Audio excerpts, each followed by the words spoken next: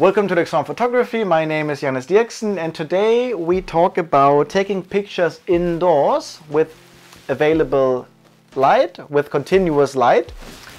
And the reason to do that is sometimes it's cold outside, sometimes it's wet outside, sometimes it's dark outside, and sometimes you don't have control over the environment. It can start to rain, people can interact with you that you don't want on the setting, on the scene, on the photo shoot. And there are some pros, some advantages to shoot indoors. Now there are challenges. Light is always a challenge, and you don't get a blurry background that much, because indoors, when you shoot at home, like we do now here, we have a backdrop here, a background which is very close to where the model will stand, so there is not so much blurry background. So this is not a photo shoot where you get the blurry background, dreamy look. It's not that kind of photo shoot. That's easy to get outside, where you have a lot of room behind the model to get a blurry background. So indoors, it's a different focus. What's interesting and what's great indoors is to use continuous light or flashlight. And yesterday we did a photo shoot and we used 4 different cameras. Let me show you 3 of them here. We used a film camera, the Canon AE1, which is like a full frame camera, a 35mm camera. And that's the one camera we used. The second camera we used was also a film camera, Pentacon 6. Let me just check it. A Pentacon 6 film camera. So this, where you look through here to take the picture. Let me just check it. What have I done here now? Okay, everything good. So you look through here and take the picture, which is a really nice and different way of taking pictures, especially when you grew up with a digital camera. So size comparison, it's a little bit bigger, but still very small for the 6x6 image that you get out of it. 6x6 negative is really big. And compared to the AE1, this looks bigger, this looks smaller. We did the shoot yesterday, so this is the first part of the video, and there's a second part where we look at the film images in Lightroom and take a look at them and compare them. The third camera that we used was a Canon 6D Mark II, which is filming now, but it's similar to this, with the 50mm 1.2 lens. And we will take a look at these images in camera just in a moment, so you see what you can get with a light like this. I will talk a little bit about the setup here as well. The fourth camera, which is the biggest camera, which is also a medium format film camera, the Mamiya RB67, very big, very hefty, very old school, all electronic, manual. There's nothing automatic about it, no battery. Like with the Pentacon 6, there's also no battery. This works very mechanical, and it's not so easy to focus with. So I'm looking forward to see the images in about 2 weeks, if I hit the focus right or not. So what I want to do with this video is to show you the images we got, and we go into the camera, the 6D Mark II, just to see the images that you can get with this setup. And I talk about the setup. Now this backdrop, it's actually just a curtain from IKEA or IKEA. About 30 euros, $30 you could say. Very cheap, very simple. And this is, I hung it up on our wardrobe. I'm missing the word now, but we are in the in a home, in one of the rooms, and it's not a big setup. It's just this against the wall, you could say.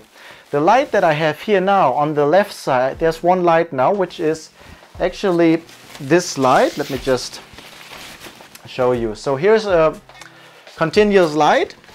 We have a tripod, a very small one, a cheap one, a light stand. Better to name it a light stand instead of a tripod. A softbox, and under the softbox, or in the softbox, we have lights. We have actually 4 lights. One is missing now here, but 3 lamps are now here, and there's place for a 4th one. This is what I have here now on my left side to give light. If I turn it off now, let's see what happens. If I turn one light off, it just gets a little bit darker, and if I turn the second light off, it will look like, just take a look, where is it? Now, I don't think you can see me now, so this is how the camera sees the room now. And if I turn it back on twice, so here we are again with the softbox here. The softbox with the light stand and the lights, the lamps, the softbox, this one, and the light stand all together, I think was 40 to 50 euros. I think it was about 89 euros for both of them together. So the images we will look at now, we took one softbox here, which is the main light, turning to the face. And sometimes that is enough. You can see it now in the video. This is okay. Now the background is very dark now because I'm standing 1 meter away from the background. If I go closer to the background and bring the light a little bit more with me, you will see more of the background. And we had a second light source, the same light, on this side, but a little bit behind me. So to have a little bit light on the background and a little bit rim light here in the back of my head. And in the second part, which comes in about 2 weeks when the films are developed, we take a look at the filmed images from these old cameras. But now let's jump into the images from the 60 Mark II. What I want to show you is it's a cheap setup. One light can be enough. Get a second light if you need. It's very cheap. A simple backdrop. This can be a white wall as well. If you have a white wall somewhere where nothing stands, you can use this as a backdrop. It doesn't really matter. And what I really like is the quality of light that you get, even with the cheapest equipment to get. Now it's very difficult to shoot indoors when you have no light at all, when you have to use lamps, house lamps, and you can use window light if it's not dark outside. And just one light like this makes it so much easier, and the images that you get look so different from shooting outside. So it's a very different look, easy to get. And let's take a look at the images now from the Canon 60 Mark II 50mm lens. So now we have here the camera that I also used to take some pictures. You see here some of the gear that we had. We have the digital Hasselblad, we have the Canon AE1, Pentacon 60L, Mamiya RB67, some Canon cameras, and we went with the 3 film cameras and 1 Canon camera. We loaded up the film, and here we are. We are in a bedroom, and you see here some boxes on top of it. You see part of the light, and I just photographed Anna. Now the thing was to test out the medium format camera. So these images you see here now are actually just some snapshots that we took with the Canon camera, but that was not the main camera. That was not the main subject. The subject was to take a look at how a film camera will look like.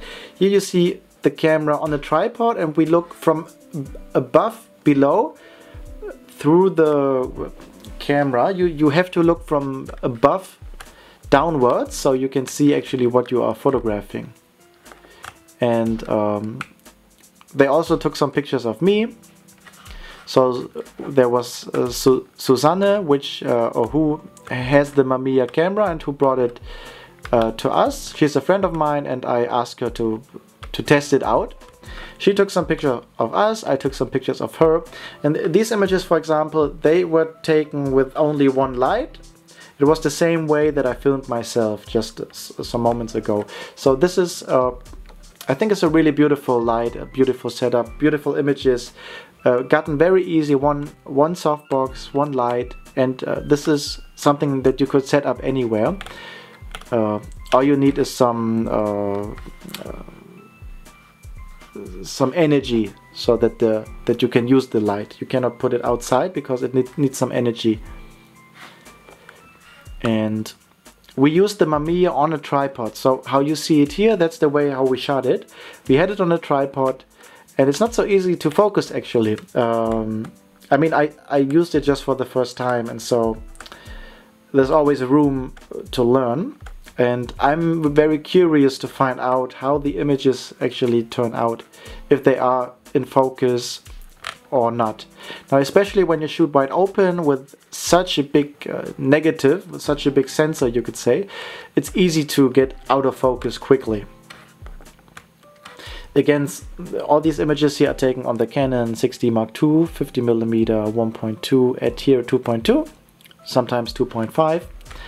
With the softbox, the continuous light, very cheap, very easy setup, and I think the images turned out really, really nice. I think we get some really beautiful shots here. And I think that's really interesting because you can do this anywhere. You just need a neutral background, could be a white wall or something that we used here, like a gray curtain. And just one light is enough. You see here we only use one light. And I had the 50mm lens, so I don't get all of her body in the frame, but that's totally fine. Half body portraits is something that I really like, so it's no problem for me that I only have half of her body in the frame. And I might even print some of these images big because I think they turn out really nice. And once the films are developed, we will take a look at all images together in Lightroom and see how the images from the big cameras compare against the Canon images. Now, shooting film and shooting digital is a very, very different experience. I find that I appreciate shooting digitally much more since I shot film, because with film, especially if you have a camera just new and you are not used to it, sometimes the film doesn't go so well, sometimes the images don't turn out so nice. I mean, you can take a picture and just get the wrong moment where the eyes are closed or one eye is open, one eye is closed. I mean, with digital, it's very easy to take 3 images of the moment and you know you have one image that is perfect and maybe 2 images that are average. Now with film, you don't take 3 images of the same moment. You might take 1 or 2 images if it's a special moment, and hopefully the people look nice in the frame. Okay, that was the experience now taken with the digital camera, and in one of the next videos we will take a look at the films when it's developed. Thank you very much.